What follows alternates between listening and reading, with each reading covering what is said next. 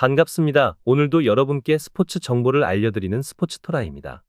구독과 좋아요는 저에게 큰 힘이 됩니다. 분석 시작 전 구독과 좋아요 한 번씩 눌러주시면 감사하겠습니다. 스포츠 분석방과 분석 최종 조합 픽은 영상의 댓글에 기재해 두었습니다. 그럼 경기 분석 시작하도록 하겠습니다. 첫 번째 경기는 FC 도쿄와 시미즈입니다. FC 도쿄는 3-4-3 포메이션을 바탕으로 하프라인 위부터 강한 전방 압박과 빠른 측면 전개를 통해 경기를 풀어가고 있습니다. 마르셀로 라이언과 기타하라는 최전방 공격을 이끌며 활발한 침투와 연계 플레이를 시도하고 있지만 전체적인 골 결정력에서는 기대에 미치지 못하고 있습니다. 수비 라인은 점점 더 안정감을 찾아가고 있으며 특히 홈 경기에서는 수비 밸런스를 우선시하면서 실점을 억제하는 경향이 뚜렷합니다. 상대의 빠른 역습에도 라인 간격 조절을 통해 효과적으로 대응하고 있다는 점이 강점입니다. 시미즈는 역시 3-4-3 포메이션을 사용하며 좌우 윙백을 적극 활용한 폭넓은 공격 전개를 시도하고 있습니다. 키타가와와 이누이 다카시는 전방에서 빠른 침투를 노리지만 마무리 단계에서의 완성도는 여전히 아쉬운 흐름입니다.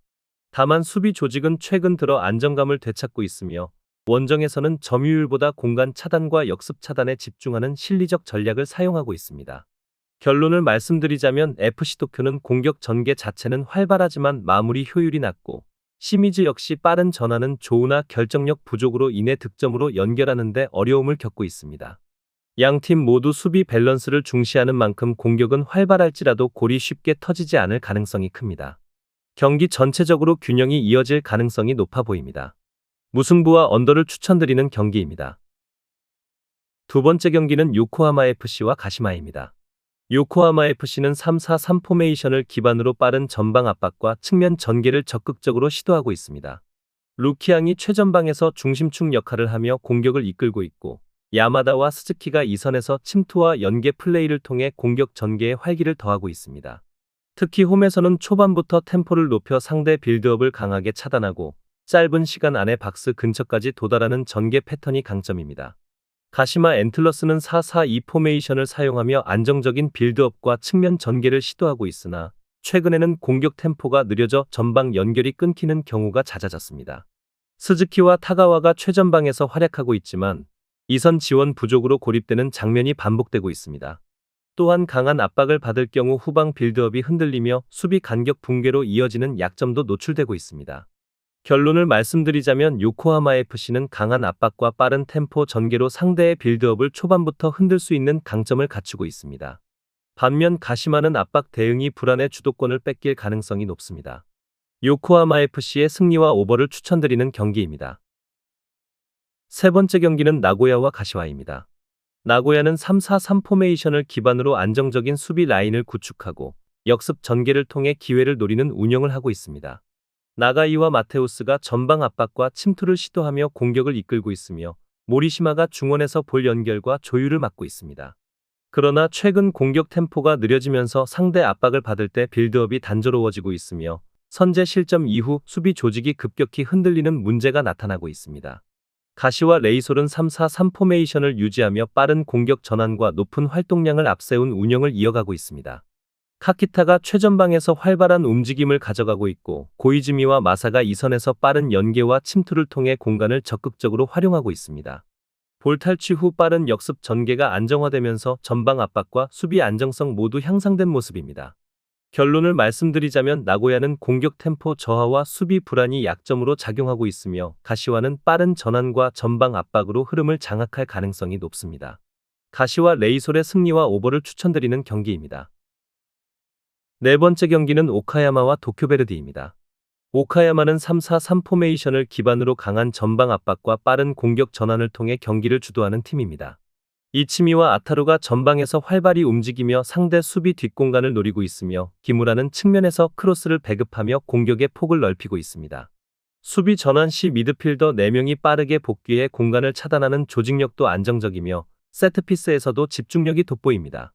도쿄베르디는 동일한 3-4-3 포메이션을 사용하지만 빌드업 속도가 상대적으로 느리고 전방 압박이 다소 약합니다. 모리타와 후쿠다가 중원 연결에서는 기술적 능력을 갖추고 있으나 템포 조율이 늦어 역습 대응이 취약한 모습입니다. 야마미는 돌파는 가능하지만 고립되는 경우가 많아 공격 전개가 매끄럽지 않습니다. 특히 후반으로 갈수록 수비 간격이 벌어지며 실점 위험이 커지는 점이 불안 요소입니다. 결론을 말씀드리자면 오카야마는 홈 이점을 살려 초반부터 강한 압박과 공격 전환으로 주도권을 잡을 가능성이 높고, 도쿄베르디는 중원 탈압박과 후반 집중력 유지에서 한계를 드러낼 수 있습니다. 오카야마의 승리와 오버를 추천드리는 경기입니다. 다섯 번째 경기는 산프레체 히로시마와 니가타입니다.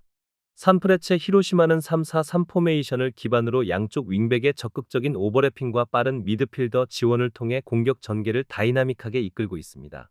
제르맹이 최전방에서 제공권과 압박을 동시에 수행하며 중심축 역할을 하고 있고, 가토와 가와베가 이선 침투와 빠른 템포 전환으로 상대 수비를 흔드는 데 기여하고 있습니다. 특히 홈에서는 초반부터 압박 강도를 높여 상대 수비를 강하게 몰아붙이는 전개를 자주 연출하고 있습니다. 알비렉스 니가타는 4-2-3-1 포메이션을 유지하면서 점유율 기반의 빌드업을 지향하지만, 하세가와가 중앙 조율을 맡고 있음에도 빠른 압박을 받을 경우 전개가 매끄럽지 못하고 후방 빌드업이 흔들리는 장면이 자주 노출되고 있습니다. 공격 전개는 타카기와 코미가 지원하고 있지만, 템포가 느려 상대의 강한 압박에 쉽게 무너지는 경향을 보이고 있습니다. 결론을 말씀드리자면 산프레체 히로시마는 빠른 전환과 강한 압박을 통해 상대 수비를 효과적으로 무너뜨릴 수 있으며, 니가타는 압박 대응과 수비 전환 속도에서 분명한 약점을 노출하고 있습니다.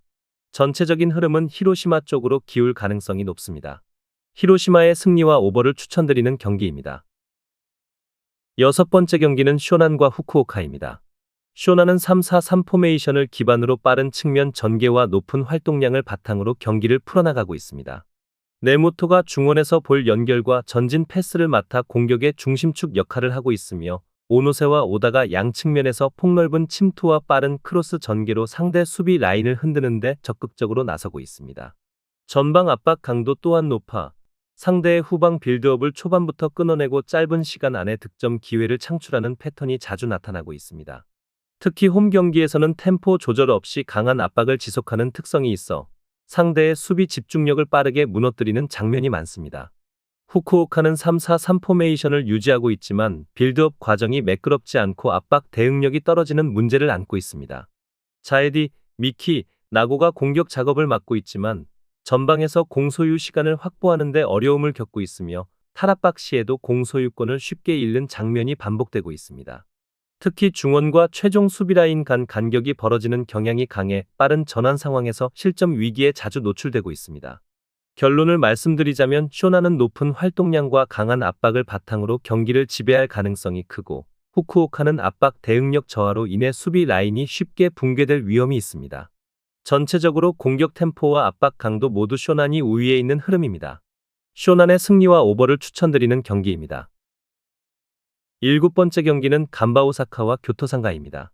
간바 오사카는 4-2-3-1 포메이션을 기반으로 점유율 위주의 빌드업을 선호하고 있습니다. 제발리를 중심으로 공격을 풀어가며, 이선에서는 미우라와 이사카와 같은 자원이 볼 연결과 침투를 시도하고 있습니다. 하지만 수비 전환 속도에서 아쉬움을 드러내고 있어 하프스페이스 침투에 대한 대응이 느리고 상대의 빠른 역습에 취약한 모습을 자주 노출하고 있습니다. 특히 볼을 빼앗긴 직후 압박이 약해 상대에게 빠른 공격 기회를 허용하는 패턴이 반복되고 있습니다. 교토 상가는 4-2-3-1 포메이션을 기반으로 빠른 전방 압박과 직선적인 역습 전개를 중심으로 경기를 운영하고 있습니다. 라파엘 라타오가 최전방에서 기회를 만들어주며, 빅토르 부에노와 루카스 페르난데스가 빠른 침투를 통해 박스 근처에서 결정적인 기회를 만들어내고 있습니다. 최근 공격 패턴이 매우 단순하면서도 효과적으로 정리되어 상대 수비 라인이 정비되기 전에 빠르게 득점 찬스를 만들어내는 모습이 두드러지고 있습니다. 결론을 말씀드리자면 간바 오사카는 점유율은 유지하지만 수비 전환이 느려 상대 역습을 막아내는 데 취약점을 보이고 있습니다. 반면 교토 상가는 빠른 압박과 전진 플레이로 경기 초중반 흐름을 강하게 가져갈 가능성이 높습니다. 공간 관리가 느슨한 간바를 상대로 교토가 날카로운 침투를 통해 주도권을 잡을 가능성이 매우 높아 보입니다. 교토 상가의 승리와 오버를 추천드리는 경기입니다. 여덟 번째 경기는 세레소 오사카와 마치다입니다. 세레소 오사카는 4-2-3-1 포메이션을 기반으로 탄탄한 수비 라인 유지와 빠른 역습 전개를 주요 전술로 삼고 있습니다. 라파엘 라타오가 최전방에서 꾸준히 압박과 침투를 시도하고 있으며, 빅토르 부에노와 티아고 안드라데가 좌우 측면에서 스피드를 살려 넓은 지역을 활용하는 공격을 전개하고 있습니다. 특히 세레소는 풀백과 윙포워드를 동시에 전진시켜 폭넓은 공격 전개를 만들어내고 하프라인 부근에서 탈압박 이후 빠른 역습으로 상대를 압박하는 전개가 매우 유기적입니다. 마치다 젤비아는 3-4-3 포메이션을 사용하는 팀으로 오세훈, 듀크, 나상호 삼각 편대가 전방 공격을 담당하고 있습니다. 그러나 마치다는 윙백을 통한 측면 수비 커버가 불안정하며 중원과 수비라인 사이 간격 조정이 느려 빠른 역습이나 측면 침투에 취약한 모습을 반복적으로 드러내고 있습니다. 후반으로 갈수록 수비 집중력이 떨어지고 체력 소모로 인해 라인이 무너지면서 상대에게 결정적인 찬스를 허용하는 장면이 많습니다. 결론을 말씀드리자면 세레소 오사카는 공수 전환 속도가 빠르고 측면 공격의 수적 우위를 바탕으로 마치다의 공간을 효과적으로 공략할 수 있는 팀입니다.